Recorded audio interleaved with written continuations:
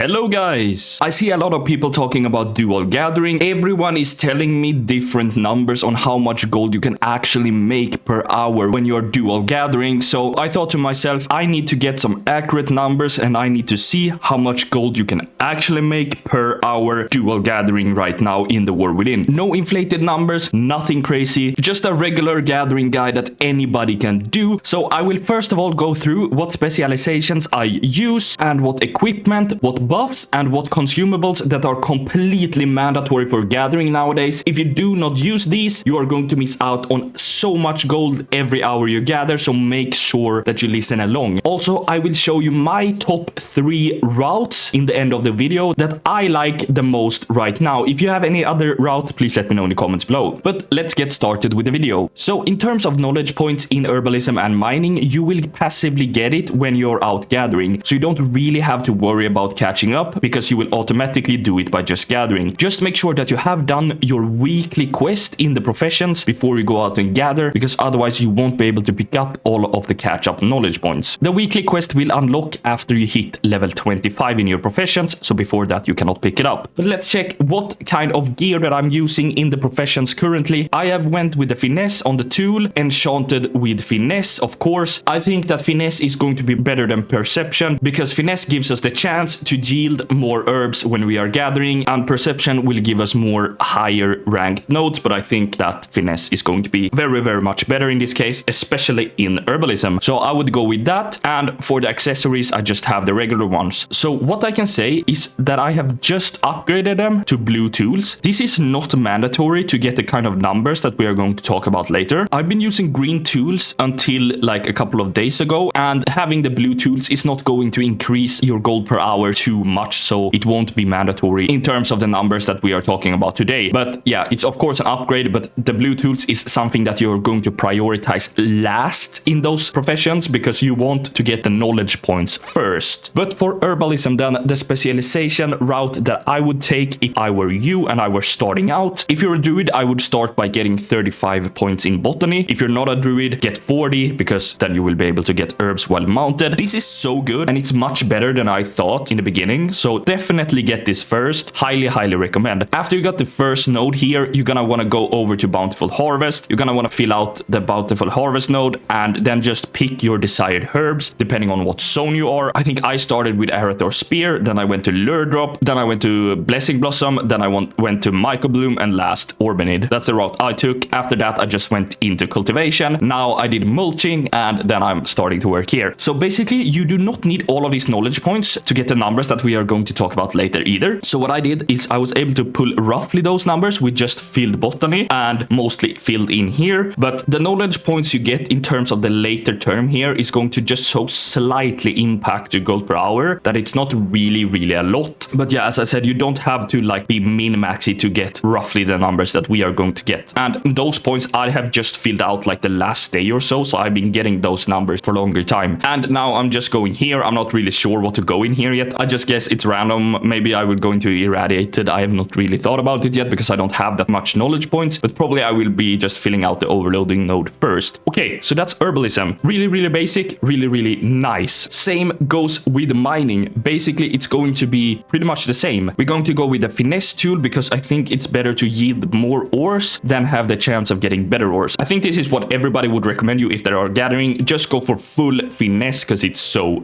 good. As well here in mining, you do not need the blue tools. I have them now because I've been doing this for a while now, but it's absolutely not mandatory, as I said before as well. Just make sure that you get the green tools and enchant them with finesse, like the max rank finesse, of course. Other than that, I of course went with mining fundamentals first. This is absolutely mandatory as well. Go get this. You can mine while mounted. It's really good. I highly advise you to go here first. After I did the mining fundamentals, I actually went into plethora of ore, same as in herbalism. I filled out the plethora of ore node, then I went into bismuth, then I went into acrite, and last iron claw, and then I went into rich deposits. I skipped seams because I very rarely seen seams. I think I've seen like 1 or 2 in my whole gathering journey so far, so they seem to be pretty bad to spec into. So I went in here now to mastering mysterious. I have no idea what to pick here. I just went with the easy mine because it's so nice. The easy mine node, guys, make sure you are overloading the easy mined nodes if you are mining, prioritize overloading that with your spell that you get in mining, because you can gather so many nodes extra per hour if you're overloading the TNT ones. It's crazy. So make sure you're doing that for the maximum gold per hour. For herbalism, I am empowering the irradiated nodes. Here I'm not sure what is best, so you can try around a little bit, but I'm doing the irradiated node because then you're able to spawn another herb later when you find a good herb that you want to do it with. So basically that's the basic setups of the professions. So let's now talk about the 3 routes that I prefer to do right now and what you can expect in terms of gold per hour, no inflated numbers, just what you can expect when you go out here and doing the dual gathering. I just want to tell you one thing. I am definitely using the sky riding when I'm herbing and mining, since when you have opened the botany and the mining fundamentals, you are actually getting vigor when you're mining and herbing. So I tend to never ever run out of vigor. Also, I have the second wind, so I'm pretty much always fine. I never ever run out of vigor. Using the sky riding is going to increase your speed a lot. Using the regular flying, I would only advise you to do that if it's so consistent and nodes pretty much everywhere around you that you can gather. Otherwise, I probably would never go with the regular one. I think this is a thing that a lot of people do differently. This is just what I do, so I can't tell you that you have to do this, but I think this will increase your gold per hour by using the fast flying. However, you can find it difficult to fly sometimes. I do as well, but I think as you do this more, you will progress and actually get better at sky riding and make your gold per hour even get up better. Okay, so before we talk about the 3 routes and the gold per hour, I need to just tell you about the consumables that you have to use when you're dual gathering right now. This is absolutely mandatory. So first of all, we're going to talk about the Dark Moon Firewater. This will actually increase your deftness by 15%, so you will be mining and herbing the nodes way faster. Make sure you are using this when you're out gathering. You have to do this. Do not go out and mine and herb without using the Dark Moon Firewater. The second one that you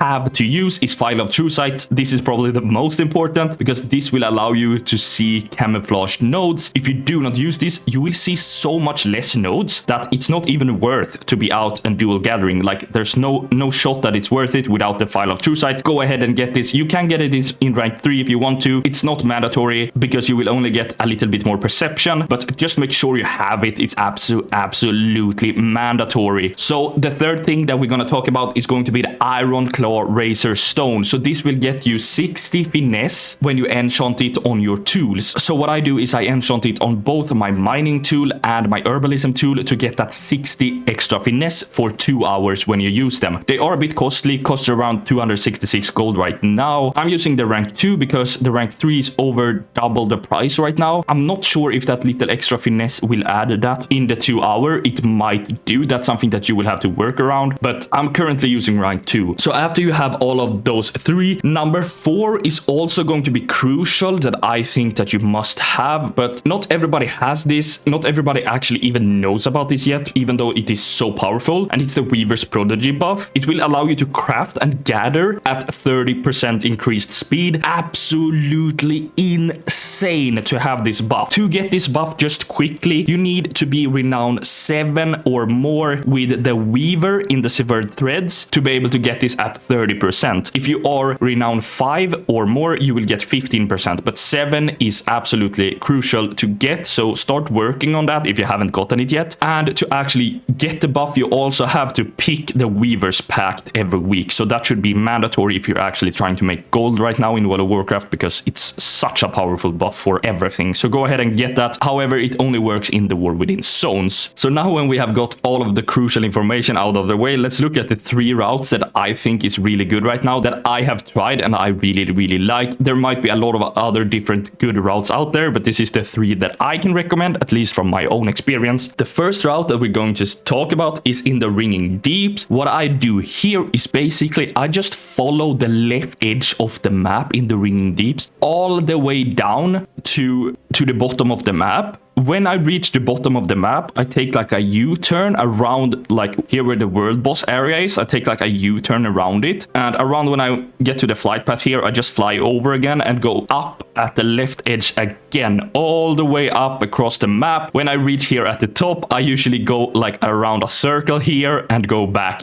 down again. This works out for me so good, and this is able to right now pull me easily over 30k an hour without stress. I'm currently able to get a little bit more than 30k an hour, but that's probably because I have more specialization points now than I had before. But before, I was able to pull 30k an hour quite easily as well. So I would say this is consistently 30k an hour now, very easily, as long as you have some spec, of course, in mining and herbalism. If you have no spec, don't expect the largest number in the beginning, because you need to get started, you need to get some points going to be able to urban mine really fast. But this is the first route that I recommend. I really like it. I just quickly want to say that I'm currently streaming every day pretty much on Twitch now, making gold, both farming and a lot of auction house stuff. So if you're interested in that and want to come and say hi, I'll leave the link in the description. But let's continue with the video. And for the next route, it's going to be in Hallowfall. This is the one that I like the least, but it turned out to be quite good. But I have found a lot of chests when I've done this route, and I feel like because of those chests, it's adding up to be a decent route as well. And what I do here is basically I go all around here from like the triangle island here. I just go and I follow around those two small islands up here, and I go back down and I go around this large triangle island, and I just go back and forth like around here, around those three islands. I have tried this. This is decently good as well. I would say that that route is pulling off around 30k an hour as well. This tends to be something that we are going to see now, 30k an hour gathering. I feel like those numbers is something that we are going to hover around right now with the current prices. The prices has gone up a little bit since a few weeks back because people speculating for the new patch, because of the new stat changes that's coming. So I think that prices might stay a little bit higher than we have seen before from like the all-time low. That's why we started to getting some more gold per hour when we actually are dual gathering. But that route is really good as well. For the last route that I'm going to recommend here now is going to be in Isle of Dorn. So I know that there are a lot of different routes here in Isle of Dorn. A lot of people is doing a lot of different things. The route that I can recommend you to do here is actually going to be in the top right corner of Isle of Dorn. So what I do here is basically I go at the edge here of the mountains out in the sea, and I go through all of the three islands here because I feel like those are really dense sometimes with a lot of nodes. So I tend to go out there as well, and I fly around and I go in here where the water goes in, and I go back and basically like a large like circle around here. So when you do this, you're gonna see a lot of nodes everywhere within the circle. So don't just stay to the route, just go around all the place in here and get all the nodes pretty much. If you want to, you don't have to get everything in the like the elite bee wolf area, depending on how highly skilled you are in the profession. If you can gather really fast, it can be worth to go in there and get everything. If you can't, probably skip the elite area and just go normally around here and try to gather everything you can. So this has actually been really good as well. I got it recommended by number in our community. As of now, I can tell you it is pulling the same numbers pretty much like the other ones. We are going to hover around 30k an hour there as well. But what I can tell you, what my favorite route right now is